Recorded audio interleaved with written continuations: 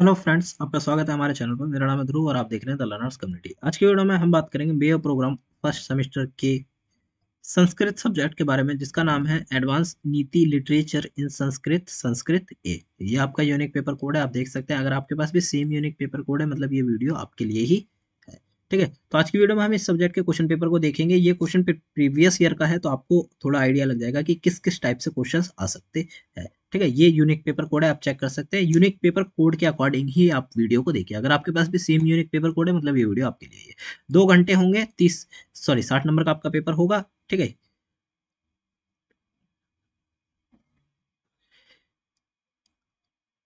आपको या तो आंसर जो है, मतलब लिखा गया गया है कि unless otherwise required in question answer should be written इधर इन संस्कृत। ठीक है, जब तक आपके उसमें क्वेश्चन में पर्टिकुलरली लिखा ना हो कि आंसर को कैसे लिखना है, तब तक आपको आंसर या तो संस्कृत में लिखना है, या तो हिंदी में लिखना है, या तो आपको इंग्लिश में लिखना है। मतलब लैंग्वेज बताई गई है, या तो आप संस्कृत में आंसर लिख सकते हैं, हिंदी में लिख सकते हैं, या तो इंग्लिश में लिख सकते हैं।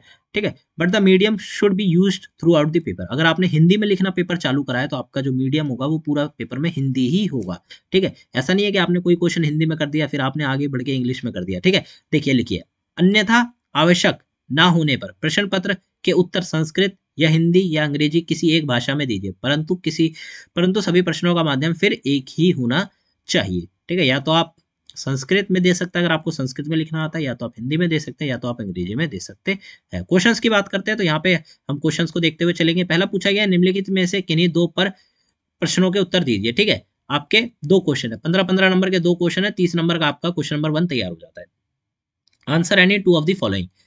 पहला क्या पूछा गया, नीति काव्य से आप क्या समझते हैं, किन्हीं दो संस्कृत नीति काव्यों का संक्षिप्त परिचय दीजिए। ठीक है, ये क्वेश्चन दो भागों में बटा हुआ है। पहला आपका नीति काव्य से आप क्या समझते हैं, आपको ये बताना होगा, और फिर आपको ये बताना होगा दो संस्कृत नीति काव्यों के बारे में। ठीक है, ये अब आपका क्वेश्चन नंबर 1 का जो का पार्ट है वो हो जाता है।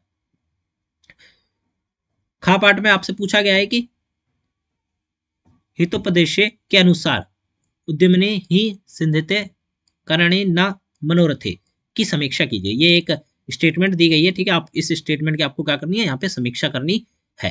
फिर यहाँ पे पूछा गया, हितोपदेश के अनुसार सच्चे मित्र की प्रशंसा पर निबंध लिखिए। यहाँ पे आपको निबंध लिखना है किस पे, हितोपदेश के अनुसार जो सच्चे मित्र थे है उसके ऊपर। ठीक है, और फिर यहाँ पे पूछा गया, चाणक्य का एक कथन दिया गया है, यहाँ से यहाँ तक ये एक स्टेटमेंट है चाणक्य द्वारा दी गई। ठीक है, इस स्टेटमेंट को क्या करना है, आपको स्पष्ट करना है, मतलब इस एक्सप्लेन करके आपको यहाँ पे बताना है। Explain this statement of Chanakya. यहाँ पे पूछा भी गया, अगर आपको हिंदी में समझ में नहीं आता एक टाइम पे, तो आप उसको इंग्लिश में पढ़कर समझ सकते हैं। ठीक है, अब यहाँ पे स्टेटमेंट दी गई है, आपको इस स्टेटमेंट को पढ़कर सब एक्सप्लेन करना है। क्वेश्चन नंबर 2 में आ जाते हैं, निम्नलिखित में से किन्हीं दो प्रश्नों के संक्षिप्त उत्तर दीजिए। 10-10 नंबर के आपके दो क्वेश्चन है।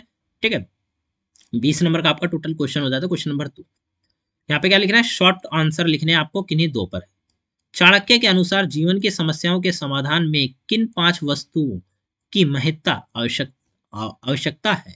ठीक है, चाणक्य के अनुसार जीवन में जो समस्याएं हैं उनके समाधान में जो कौन सी 5 वस्तुएं हैं उनकी महत्ता है, उन 5 वस्तुओं के बारे में आपको बताना है। ठीक है, आपका ये हो जाएगा। फिर क्वेश्चन नंबर 2 का खा पाठ देखते हैं, हितोपदेश के अनुसार विद्या के महत्व को स्पष्ट कीजिए। और फिर गा में आपको एक स्टेटमेंट दी गई है, इसका क्या बताना है, आपको तात्पर्य बताना है इस स्टेटमेंट का। ठीक है, फिर आपका घा भी पूछा गया है, यहाँ पे सुरहते भेद के अनुसार यहाँ पे एक स्टेटमेंट दी गई है, कौन है। ठीक है, ये जो है, ये कौन है, ये आपको यहाँ पे बताना है। क्वेश्चन नंबर 3 में आ जाता है, निम्नलिखित में से किन्हीं दो पर आपको क्या लिखनी है, टिप्पणी लिखनी है। 5-5 नंबर का है, 10 नंबर का आपका क्वेश्चन है, 5-5 नंबर के दो टॉपिक है। यहाँ पे आपको क्या लेना है, शॉर्ट नोट लिखना है। वहां पे शॉर्ट आंसर था, यहाँ पे शॉर्ट नोट्स है। मित्र लाभ, ठीक है, विष्णु शर्मा, फिर नारायण पांडित, और फिर चाणक्य नीति। ये जो 4 टॉपिक दिए गए हैं, किन्हीं भी 2 टॉपिक पे आपको लिखना है, और प्रत्येक टॉपिक आपका 5 नंबर का है। ठीक है, टोटल आपका 10 नंबर का ये जो क्वेश्चन है ये तैयार हो जाता है क्वेश्चन नंबर 3।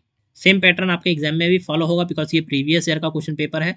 ठीक है, तो इसके अकॉर्डिंग आपका ही पेपर तैयार किया जाएगा।